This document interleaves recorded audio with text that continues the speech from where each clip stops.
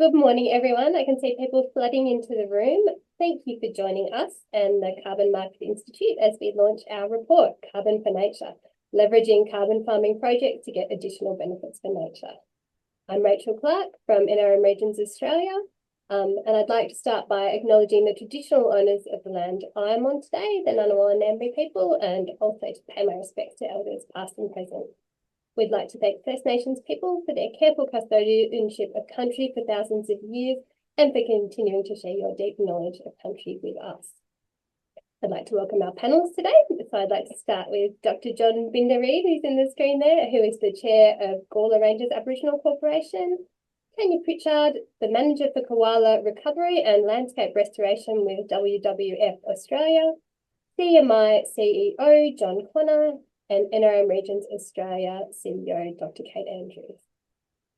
Please note we are recording this session, which we will make available on the CMI and NRM Regions Australia websites next week. So this morning we'll be hearing from each of our panelists before moving to a Q&A session. Please put your questions into the Q&A as we go along, and we'll attempt to answer them. I think we have a pretty large audience today. I think we're not quite there yet, but we have had over 400 registrations, so it's unlikely that we'll get to all the questions. CMI staff are sorting in the background, so thanks to Janet and Kristen, and we'll try and get to as many as we can.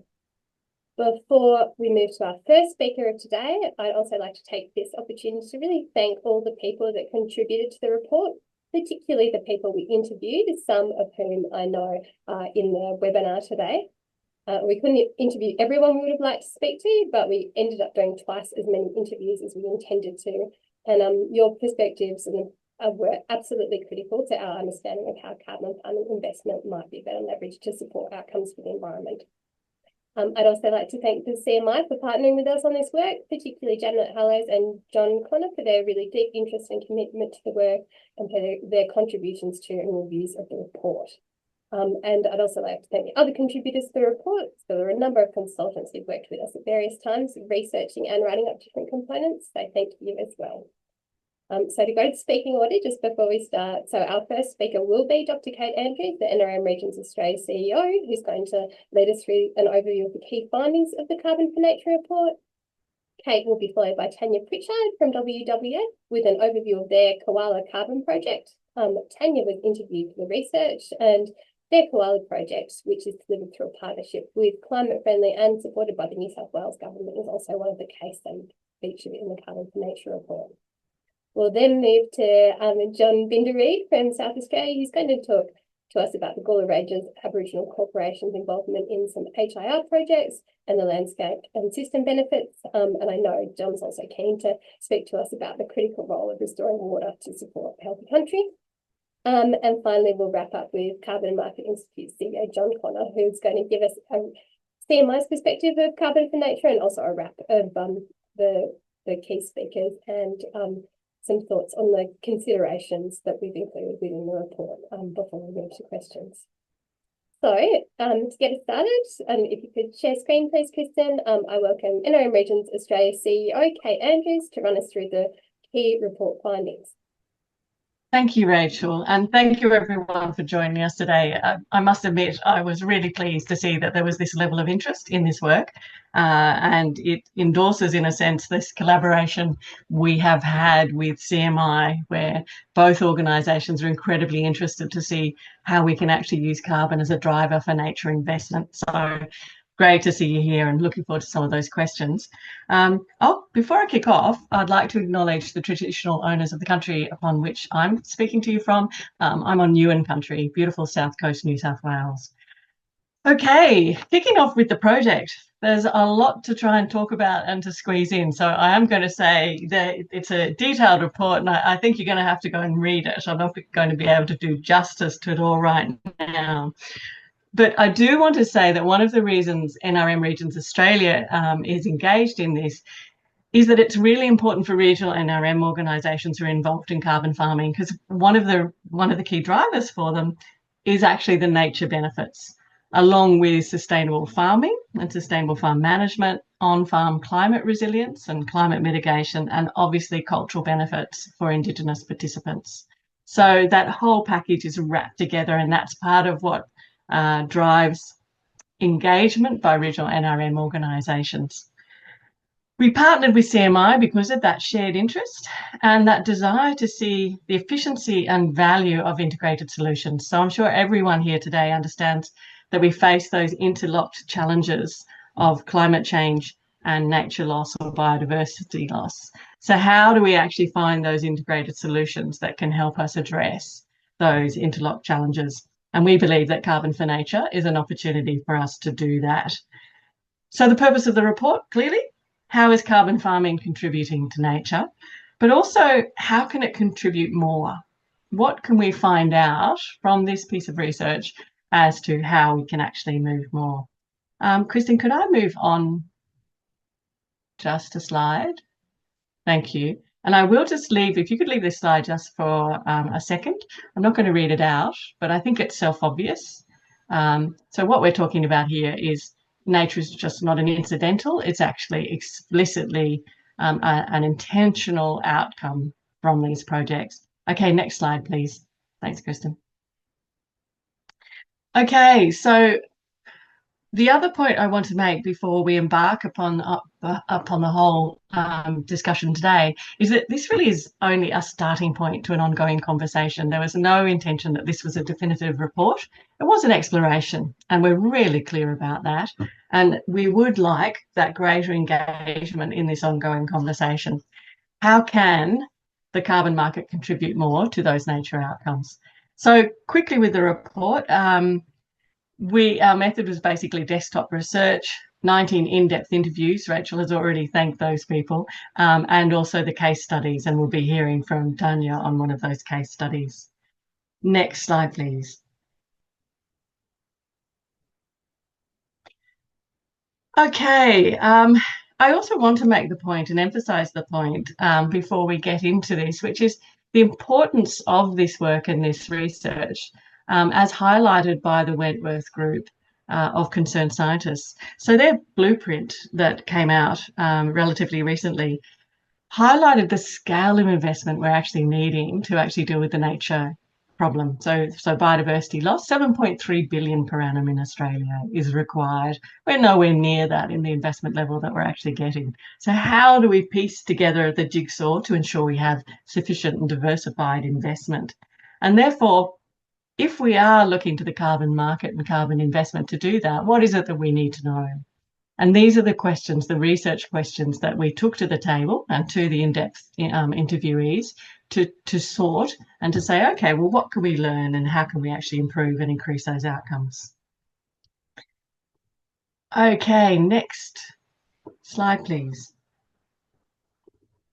So the opportunities. What we did find out from that work is that carbon farming projects actually can deliver those outcomes. Once again, as you see in front of us, that can be anything from the extent of native vegetation right through to actual habitat quality. But once again, drawing back in climate resilience, and I do think this is a really important element as well, in that anything that we invest in is going to need to be climate resilient. So in fact, it can still be delivering results, both with regards to carbon sequestration and also for nature. Okay, next slide, please. So as we explored Carbon for Nature and the delivery, we did actually see that projects are emerging and programs, and there are some great examples that I'll quickly talk to, and that these actually do give the opportunity to optimise nature outcomes, but they're not necessarily verified for that. So despite the fact that standards and frameworks have been created and do exist, it's not necessarily the case that we can see all that is being delivered. So the ACCU scheme does incentivise carbon, not nature, but there is that potential there, and we're seeing that delivery emerge. Once again, I'd like to go through to point out to the case studies that we've actually got. Next slide, please.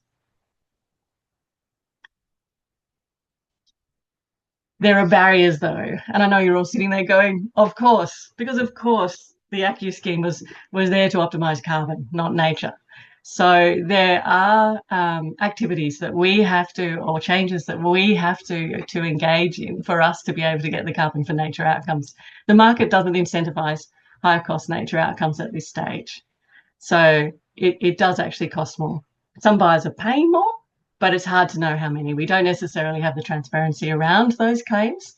And likewise, we don't have the transparency around the claims about whether they're consistent with regional NRM planning.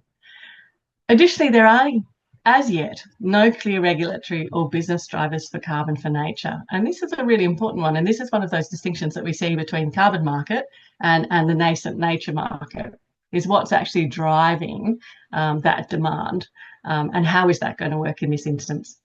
Another point I want to make as someone who comes from the NRM background, not from a market or finance background, is, look, carbon for nature is not going to work everywhere. There are going to be really important places that we need to invest in that are not going to be able to provide carbon outcomes. So it's really important that we also understand that. It won't work everywhere, and it's not a one-size-fits-all. Next slide, please.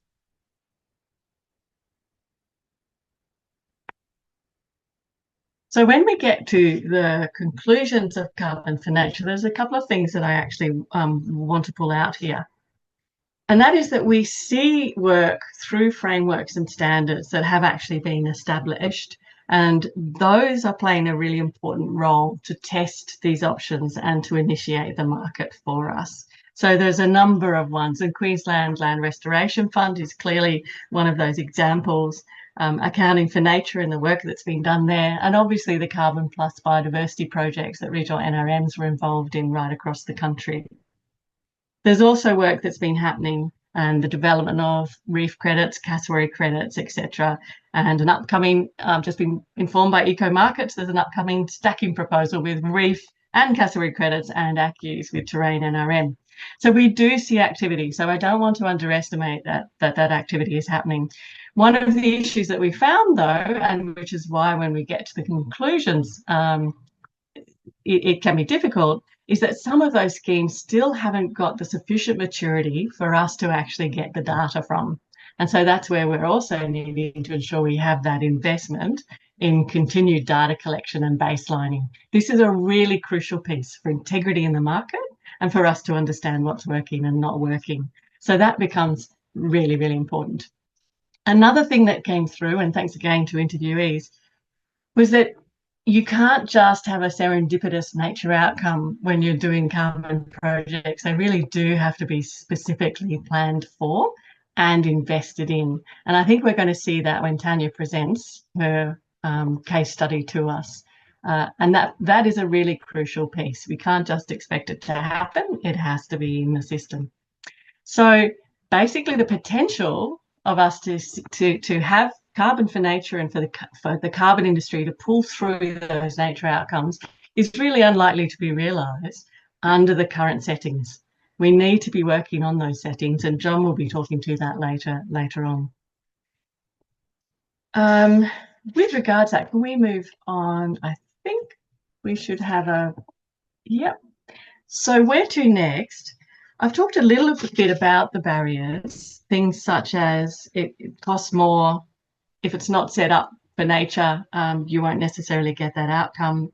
But what does that then mean? Who's actually responsible for actually making the changes that are required to realise the opportunities? Well, in the report, we've put down considerations for these different key stakeholders. And we'd love you to have a look and a consideration of them. There are 20, so we're not listing them here, but John will touch upon some of them.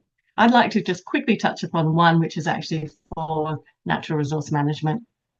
And that is for us to understand the role of regional NRM plans. So they're actually written into the carbon legislation. You'll all be aware that people are obliged to refer to those plans. But we believe there's a lot more potential for those plans to actually help us get that better connected nature outcome. And we'd like to see them being used. But at this stage, there's no transparency about that. So we'd like to do more work to understand how they are informing carbon project planning. But we'd also like them to be a bit more preemptive. We'd love to be able to bolster NRM plans so that they can help us identify the best opportunity, minimise those negative outcomes, and also scale those outcomes so they benefit the environment and landholders. So that's a key consideration for us, is that role of regional NRM planning, and we'll be progressing that as NRM Regions Australia. Rachel, I'm going to leave it there. As you know, my pet topic is regional NRM planning, and I'm sure I'll have an opportunity in questions to talk more about that. but I will now, if you could Thank you. hand over to the next speaker, that would be great. Thank you. Wonderful. Thanks very much, Kate. And that's a really good overview of the project. I'd now welcome Tanya, who's the manager for Koala Recovery and Landscape Restoration with WWF Australia, to give us her summary. Thanks, Tanya. Thanks, Rachel, and very happy to be sharing our journey with you around our Koala Friendly Carbon Initiative. So, as mentioned, this initiative is being delivered in partnership with Climate Friendly. Climate Friendly are doing the carbon services component of the project, and WWF Australia are delivering the on-ground restoration, planting design and assurance for the conservation impact of the program. So this initiative is aiming to restore landscapes back to their original condition. We have an ambition to deliver 10,000 hectares over the next 10 years. And I first came on to WWF Australia a few years ago with the small task of working out how to contribute to saving the koala, who are now endangered and on their current trajectory are due to be extinct in the wild by 2050. And so we really needed to come up with a solution that was just beyond using philanthropic funds, government funds to sort of do piecemeal projects. So we really wanted to be able to scale up landscape restoration. And that was the genesis of Koala Friendly Carbon. And so the way that it works is we're really wanting to have a very high integrity program. So we aim to put the full suite of species back to replicate the particular forest that we're working in. We require 100-year permanence for all our projects on the ground. And we are using what's called the Koala Population and Habitat Condition Method, which is certified under Accounting for Nature. So this is the assurance method that we're using, boots on ground, to actually go out there and measure at baseline, year 2, year 5 and year 10, the actual benefits to koala, measuring improvements to habitat quality over time. All these things to deliver this nature component cost money, and we really see this program as being a koala project with a carbon co-benefit. And because of that, the delivery of these high quality, high integrity projects, it does cost more than a traditional environmental planting carbon project, which may just be sort of delivering the basics on the ground. And so we do seek a premium on the carbon credits for that project. We're excited because we've just had our first issuance of carbon credits last week on one of the early pilot programs. Both our pilot programs have been supported by the New South Wales government, which has been really crucial, I guess, in helping us to get the business case, happening and get those pilots on the ground to be able to sort of establish the story that is needed both for landholders to ensure that it stacks up for them, and also for investors as we scale up. So having these first carbon credits is exciting because it also means that we do have some interested buyers, which is great. And we're going through a process of working through our first contract on that. The intention of the project, as I mentioned, is to be able to scale up and seek investment. So we're establishing a new entity, the Koala Friendly Carbon Initiative entity, which is basically a revolving fund. So a portion of each carbon project, the credits from each project goes back into the revolving fund to help fund the next projects. And one crucial component too of the carbon credit is that we also have a really high integrity on the demand side. So we really seek partners that want to buy credits that have high ambitious climate targets and ambitions. So whether they're signed up to the Science Based Target Initiative or something similar in terms of the transparency of their climate ambition. So we've really sort of set the bar high, both in terms of the supply and demand side of things. So we're really aiming to showcase, I suppose, how these nature projects can be done at a high standard, but also stack up in terms of the business case. I think the process of actually seeking the price that we want to make it stack up it's a real market education piece. We've spoken to a large number of corporates, and it really is a market education process, because most people aren't currently budgeting for nature. They're budgeting for their carbon, but they're not budgeting for nature. So it's about being able to articulate why it is that there is a premium, and what makes up that premium, and how we need to the corporates really do need to be able to pay for that component to deliver these kind of really important projects. And I guess just to wrap up, one of the things that I really love about this project is that we're in whoever's country it is that we're working in. We're really aiming to engage our First Nations partners and offer opportunities both in employment and training to engage. And on a couple of the projects, we actually have contracted our First Nations partners to do the planting, do the maintenance on the projects, which is really exciting. But we also contract some of the landholders. So the landholders are not only getting the income from the carbon credits, but they're getting the income from using their machinery, getting involved in the implementation of the project. And occasionally I'll get a call from a landholder.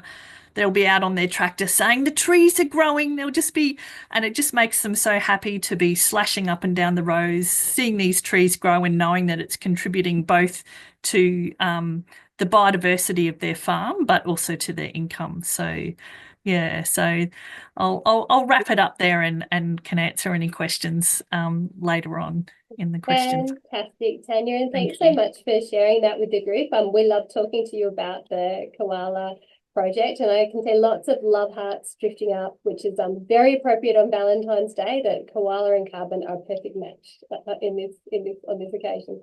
We're now going to move to Dr. John Binda Reid, who's the chair of the Gawler Ranges Aboriginal Corporation. So I'll just get you to share. There was one slide for John, I think.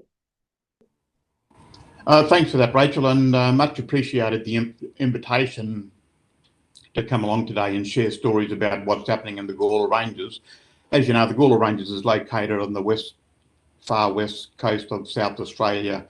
It's a very unique ecology, you know, whether you have the Mallee system down south and the arid lands up north, all intersected with the mountainous Gawler Ranges region, which spreads right throughout the region. So from our perspective, we've been working collaboratively with two carbon farming companies, groups, AI Carbon, which I spoke at length about at the summit last year in Melbourne. The other group that we're working with is Green Koala. Now, Green Koala work in collaboration with a group called Nature Foundation, who own a property in the Gawler Ranges called Hilliver Station, and it's on that station that the carbon farming project is occurring.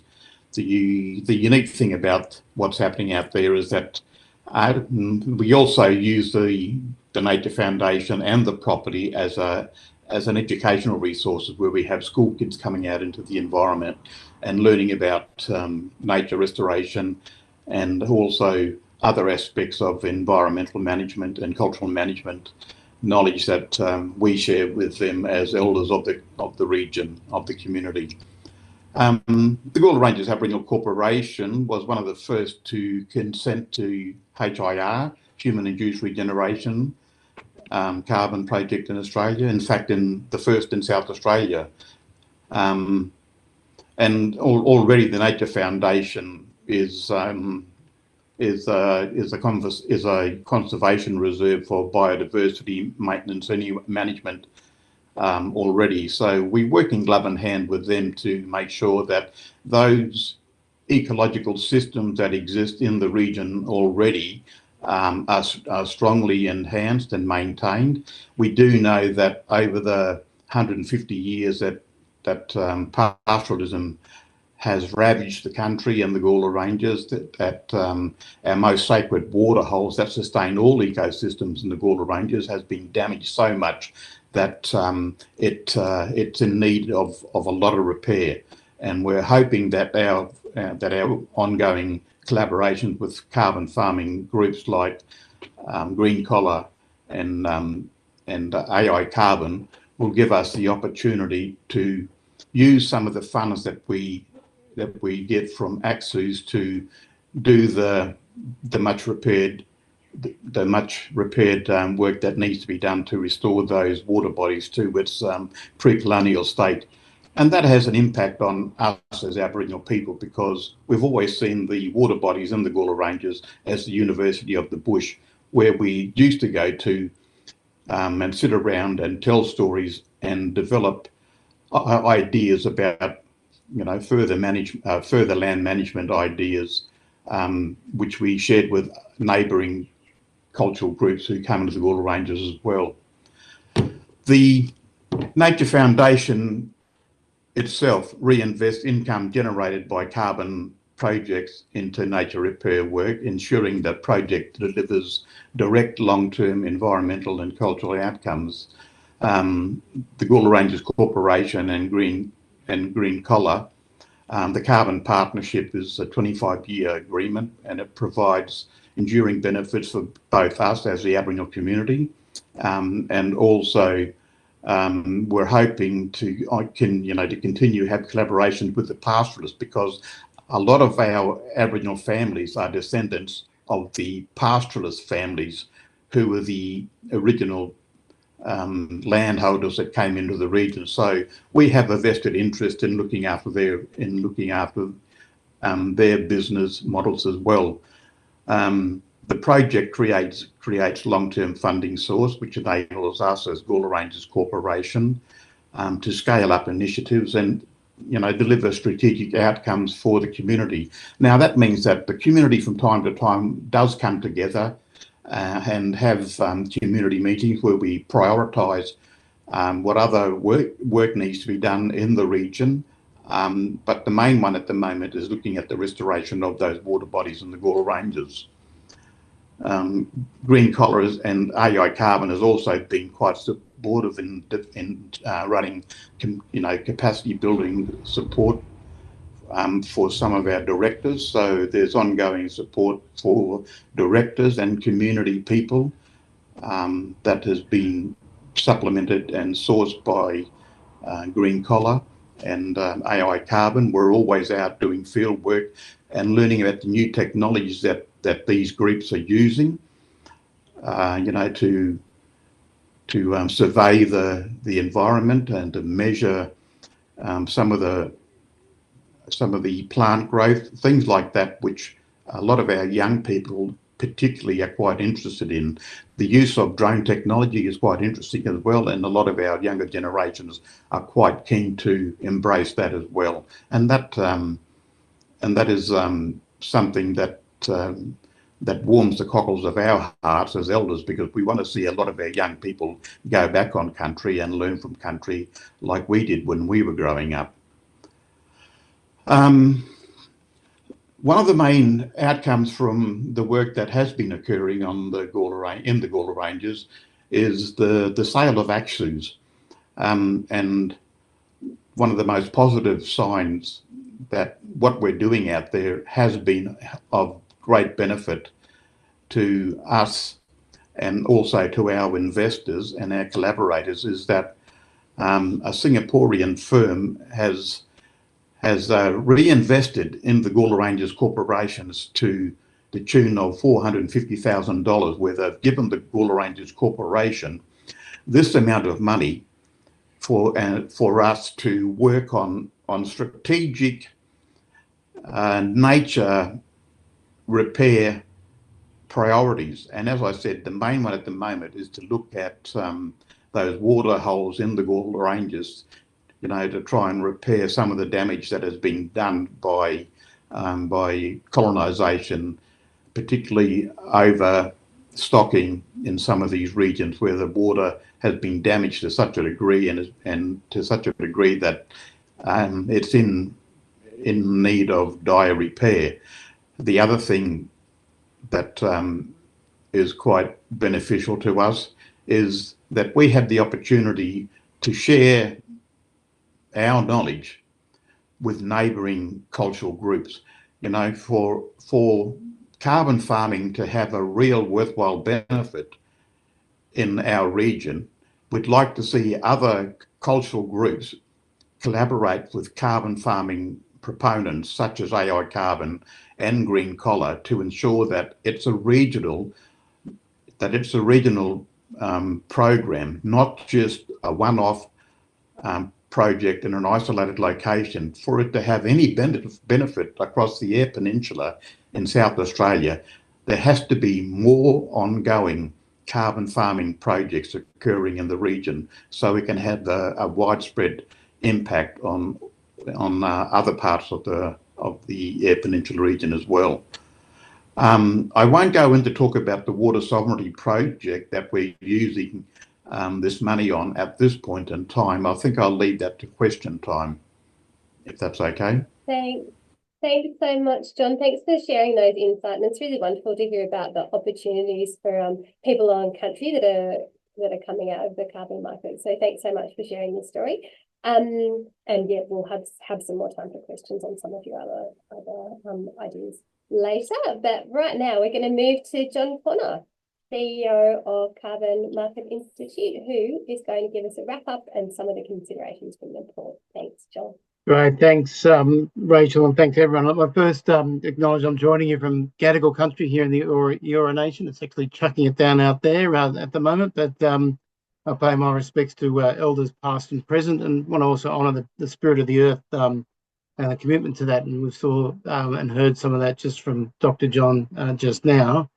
For me and for CMI, this kind of work, and I really appreciate the research that NRM Australia have done within this, is that we really can't address this climate and biodiversity crisis without avoiding the connections that are there, but also having a strong sense of connection to place and country and have that reflected through law, policy and practice. And what we've endeavoured here is to start the conversation about what are some key considerations that we can take in building on the framework, the platform, the springboards indeed that we've done through over a decade of experience in working with the carbon crediting framework and its regulation and verification. And John just gave some absolutely great examples about how that can be done and how we can build on that.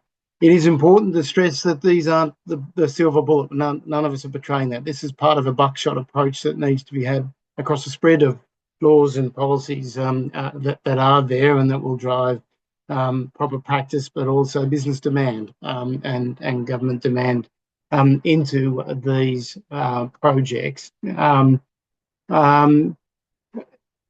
Before I just run through some of those key considerations, I do want to just highlight again that there's a lot of work that's going out there, and we've sort of heard some of that today, and Kate mentioned that as well. So we're not starting this from ground zero at all. We've got the work that's been highlighted today that's in the report with the Cassarian Reef credits, Trap Rock there with regen farmers. We know there's some absolutely splendid work done by the Aboriginal Carbon Foundation, the Arnhem Land Fire Association, KLC, some real leadership from the Australian Climate and Biodiversity Foundation and Accounting for Nature, all CMI members, and really want to shout out to that. There's a lot there I'm going to get in trouble for not mentioning as well, but very important work that's ongoing out there you need to follow up. I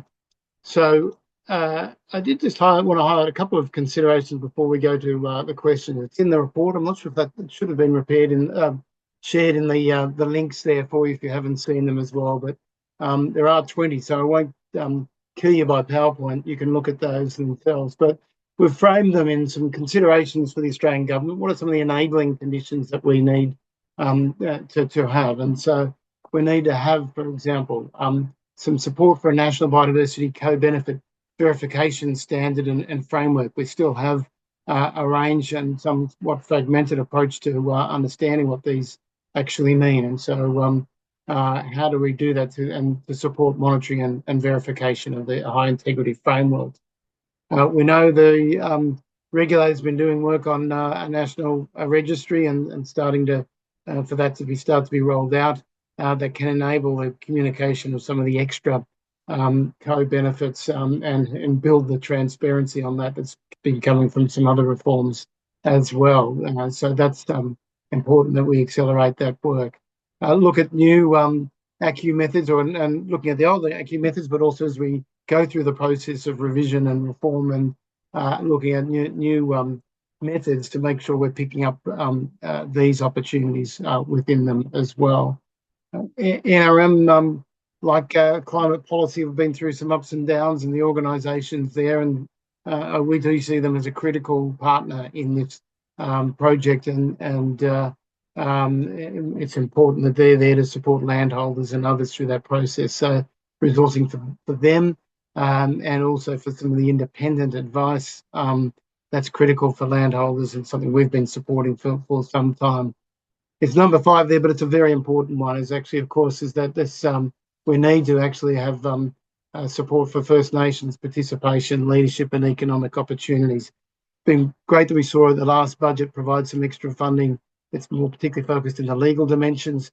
There's earlier parts of that conversation that need support, and we'll continue to work with the Indigenous Carbon Industry Network and others to push for further support and the investment that's needed within that.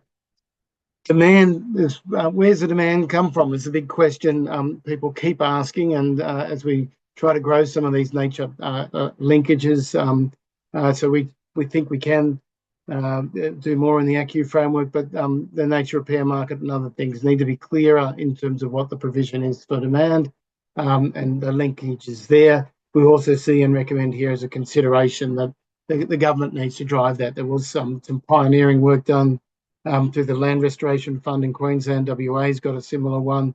The Emissions Reduction Fund itself, of course, was a platform and gave us some learnings, but we do still think there's some opportunities there. With the remainder of the Powering the Regions Fund, there is still a core element there in how the Commonwealth will enter as a purchaser of ACCUs, but how can also support this with a separate fund are things that we think are important considerations for government.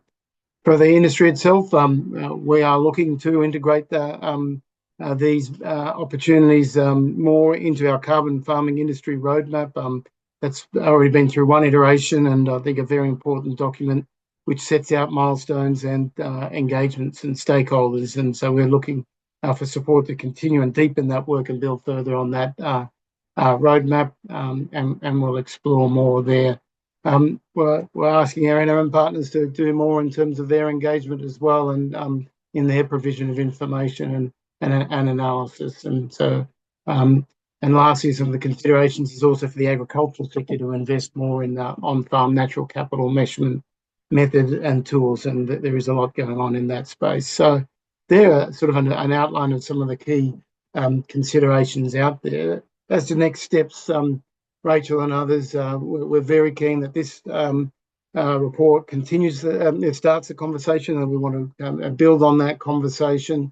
As mentioned, we want to revise the carbon farming industry roadmap and seek better utilisation of the NRM plans, but seek much greater resourcing and support and opportunities for the Indigenous-led carbon for nature opportunities, and there are opportunities and avenues for that. And of course, we'll be exploring that in our Carbon Farming Industry Forum coming up in May, and I'll be going to see the Savannah Fire Forum next week. So there are some of the considerations and next steps, but a big thanks to everyone that has contributed in some way to this report and today's webinar. Great, thanks so much, John, for that oversight of the sort of market conditions and frameworks that are sort of in place to enable this.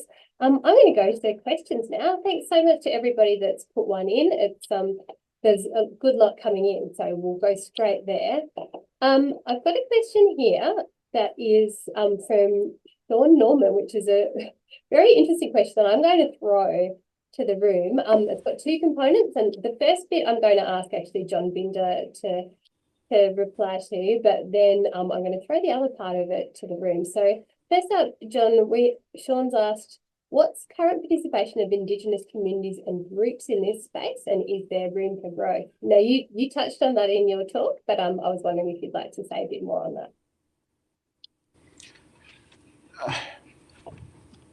I think that the two projects that are currently being undertaken in the Gawler Ranges is an example of where Aboriginal science and Western science can be used to problem solve, the big problems that have occurred as a consequence of colonisation. And I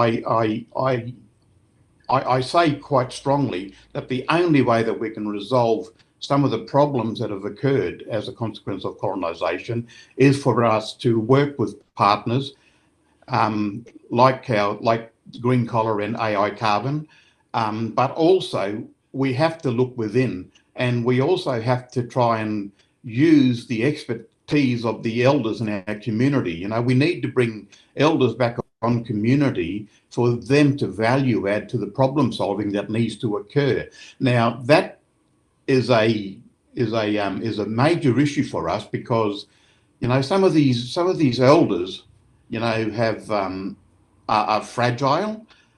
Some of them have health issues that precludes them from returning to country to do the type of work, that knowledge translation work that needs to occur, for us to work with our partners to repair the type of damage that has been done as a consequence of colonisation, and that can only occur if we attract funds, through the sale of ACCUs, and we're quite lucky to have partners who work with us in a respectful, reciprocal way to deal with some of these complex issues that stop us from doing what we really want to do in a much more expansive way.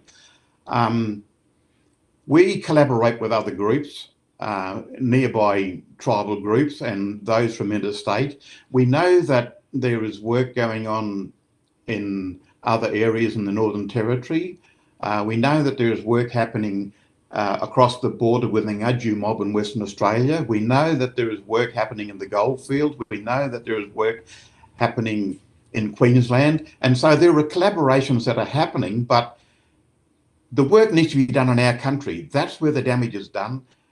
And we know who has done the damage. And now we are working with pastoralists particularly, and having open, transparent, honest communications with pastoralists to get them to see the benefit of using some of the methodologies like HIR, to move some of the stock from one location to another to allow the regrowth of vegetation. That's why we find HR such a positive method to use in our environment, where it's arid, particularly, and where a lot of damage has been done by sheep with hard hooves.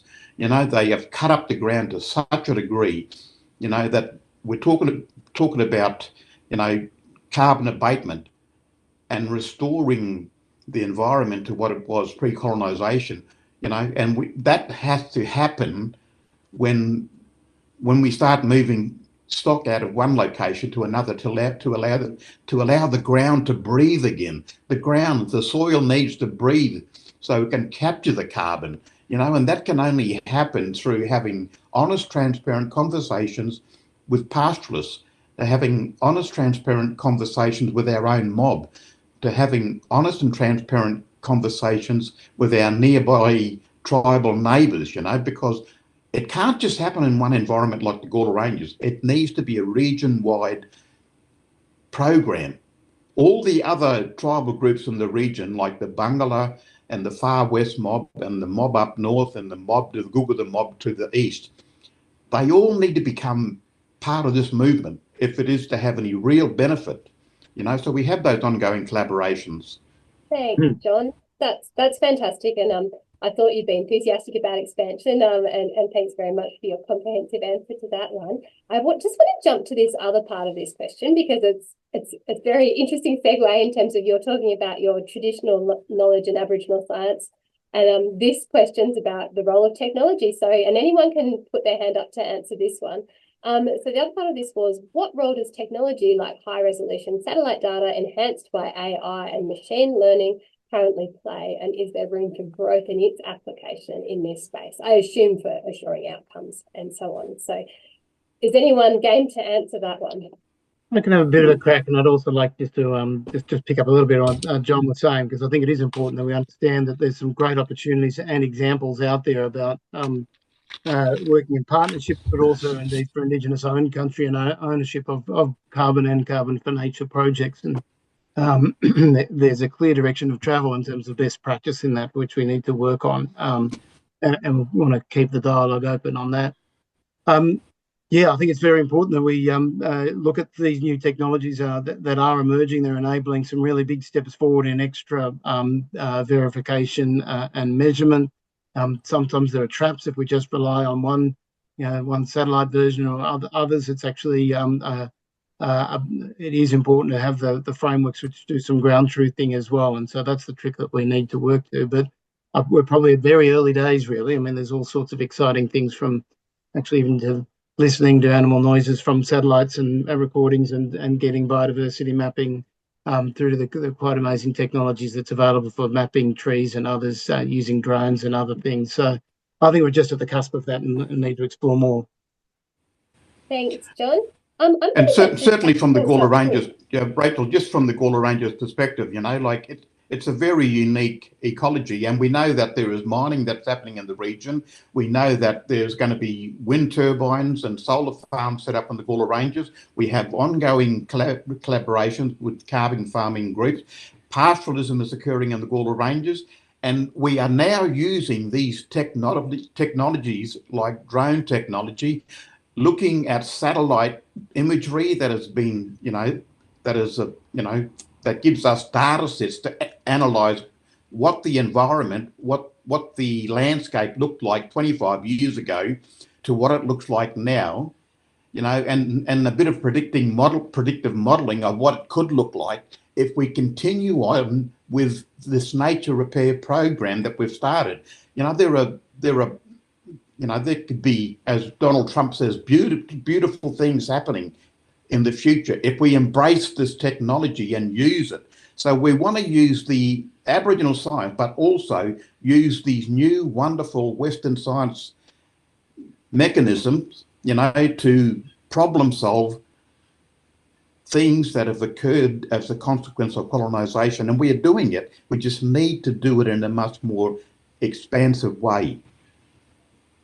Can I jump in, Rachel? Yeah. Oh, you can, Kate, please. Sorry about that. I just want to pull together a couple of those strings to make another point in a slightly different way, and that is that landscape scale and the integrated nature of this work.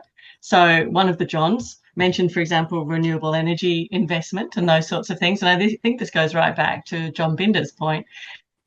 This is all happening in a place that people care about, and there's a lot going on. So when you're the one on the ground, it's not just, carbon projects or carbon for nature. There's all these other values that you have. There's all this other investment and activity that's happening. So how do you actually bring that all together so you're getting the best possible outcome, and you're not finding that another process is riding roughshod over any of these other investments or values that you have? And I think that's goes back to the point too about having some form of landscape scale planning that understands, as John Connor said, that is place-based and actually understands people's values and people's aspirations, but also links it all together. So you're not having different processes unfolding for people on country that one might be planning for renewable energy, one might be planning for carbon, one might be actually planning for investment in nature, whatever it might, etc. It has to be brought together, and that's best for people on country, but it's also best for the environment.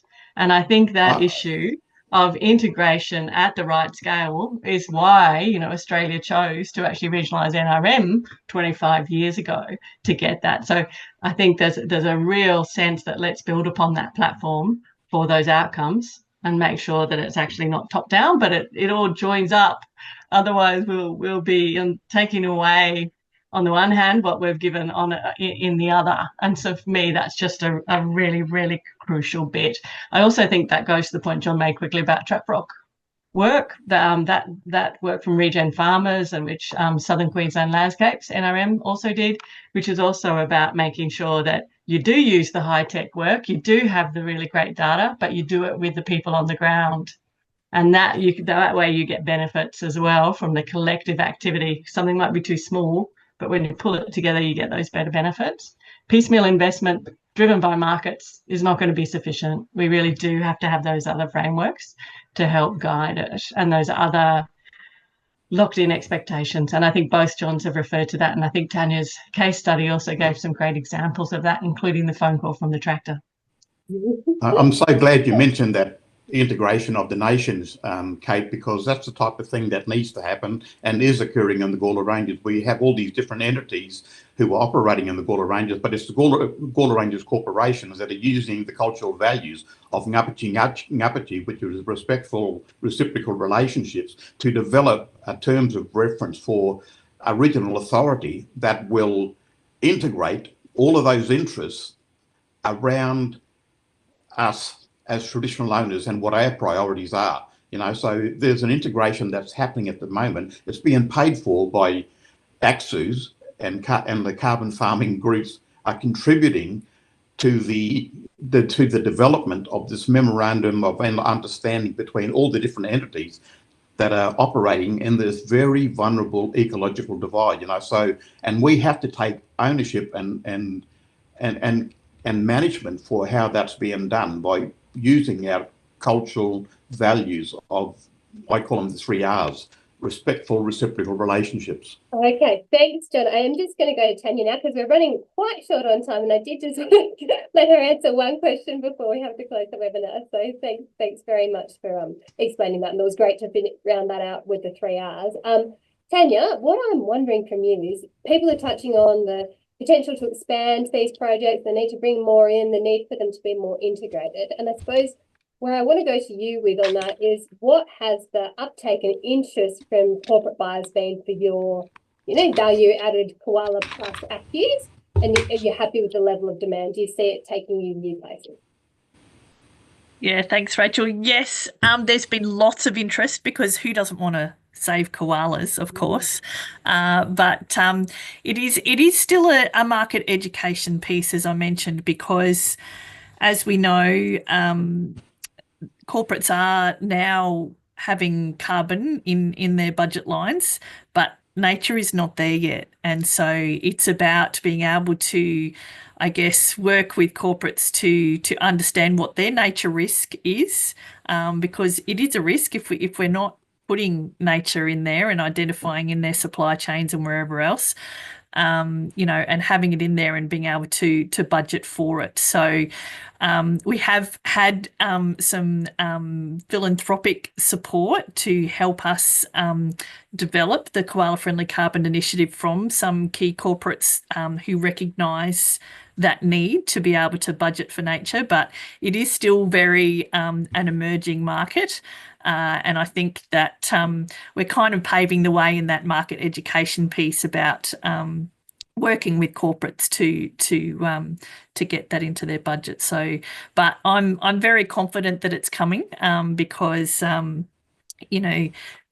obviously koalas are just a flagship for other species and for nature, and there certainly is a lot of interest to participate and to support those initiatives. So fantastic, Tanya. Really good to hear. And again, but thanks for really explaining the, I suppose, bringing together these different investment streams and the importance of, having these collaborative efforts into these projects. We are running very short of time. I really want to thank everybody that's put questions in, and very sorry that we haven't got to more of them, but I know that our panelists have just been so enthusiastic in their answering and their talks that we're sort of running a bit short on time. I'm going to throw to Kate and John Connor just to give a quick summary of what the next steps are for this work. It is part of an ongoing conversation, so if you didn't get your question answered today, you can send them through to either organisation. We'll do our best to answer them. But I'm just going to go Kate and then John, and then we'll wrap it. Well, I think everyone would guess what my answer is, which is obviously we need to follow up with the regional NRM planning work, but also take on John Binda's challenge. And as John said, we've made it really clear in our follow-up actions that we need to put more work and effort also into Indigenous-led understanding of carbon for nature and how we might do that. So good start from John B today, and also from the report itself, but we've got more work to do. John. Thanks, Kate. Yes, the things I outlined, we're looking at with our carbon farming industry roadmap to do an upgrade of that. You've talked about the NRM work. We need to do that Indigenous-led engagement, and so we'll be talking in Darwin next week at the Savannah Fire Forum, and a naked plug for our next carbon farming industry forum in Lennox Head on 6th to 8th of May, in which we're trying to build in some field trips as well. But just finally, I think it's a critical thing, and Tanya was pointing to this in terms of this market education. At the moment, we're being led by some of the charismatic fauna and other credits, cassowaries, koalas, reef credits and other things, but we really need that systemic approaches. We're seeing the nature repair market, some of those methodologies. So where's the demand for, it is another plug for the government, put some funding in, but let's drive that demand and not just rely on corporate disclosure, which will help this, but build those in. So they're part of the conversations that we all need to be having, and I look forward to having with all of you. And a big thanks to my team, Janet and Emily in particular, but to the NRM team for this report, and for all of you participating today. We'll try and get back to some of your questions if at all possible. Wonderful. Thanks so much, John. And I think you did want to remind people that that they can come to more carbon market conversations. So I'll do that plug for you. Thanks so much to all our panelists today, and for everybody that's been a part of the conversation through your questions. As I said, we will follow up, and you can follow up with us directly, because the Carbon for Nature report is just the start of the conversation. It's available on both of our websites, so please take the chance to have a look at the report in detail when you can. So thanks so much, and we'll leave it there.